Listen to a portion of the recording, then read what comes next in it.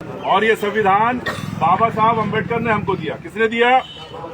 और इस संविधान को चलाने के लिए ये प्रशासन बनाया गया।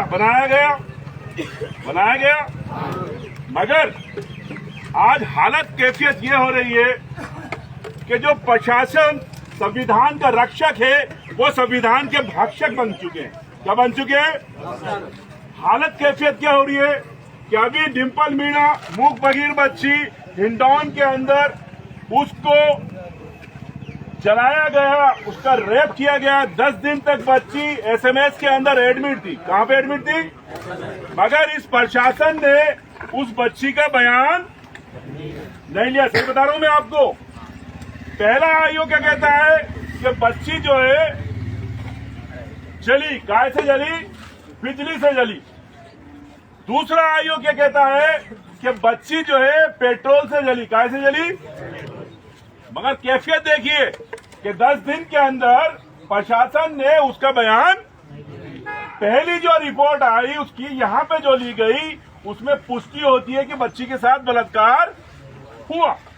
अब चुनांचे क्या है, जो कल्प्रिट था उस कल्प्रिट ने उस बच्ची का पार्ट जो है डिंपल मीणा का ये है प्राइवेट पार्ट जला दिया था।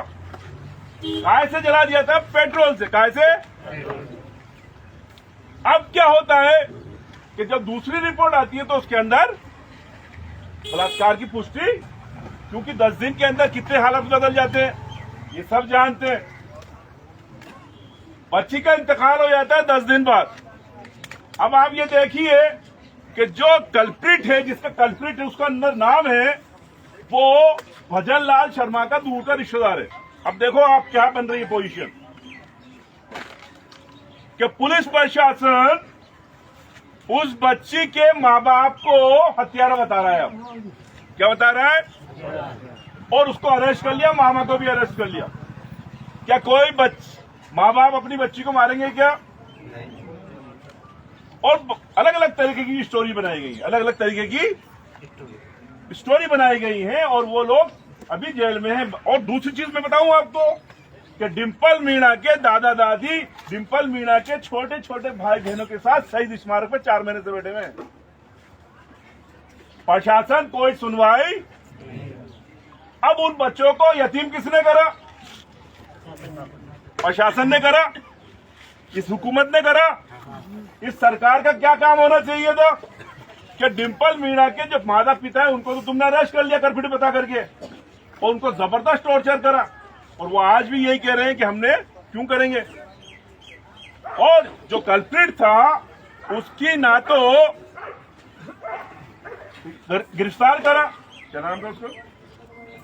ललित शर्मा, अशोक पाठक का भतीजा ललित शर्मा,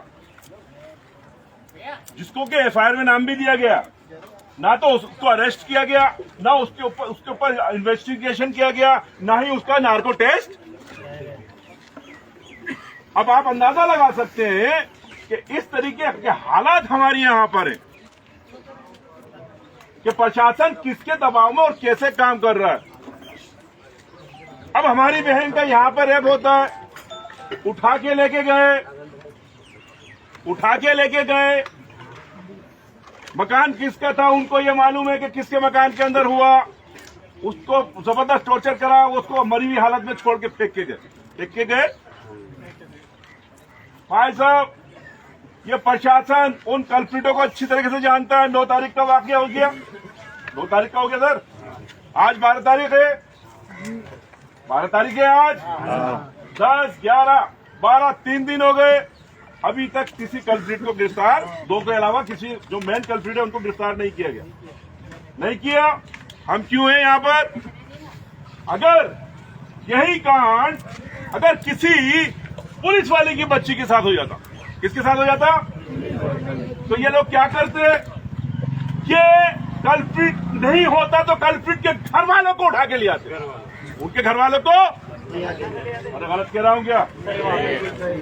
तो जब तुम्हारी बेटी के साथ होता है तो तुम लोग एक्टिव हो जाते हो, और जब यही काम जनता के साथ होता है तो तुम हमें बरगलाने आते हो। गलत कह रहा हूं? हम ये बात तो नहीं मानेंगे ना तुम्हारा काम है संविधानिक तरीके से जल्दी ये कार्रवाई करना, और जब कार्रवाई नहीं हो रही है तो हमें यहाँ पे बैठना पड़ रहा है, और आप बैठेंगे रहेंगे जब तक के जो मेन कल्प्रिट्स है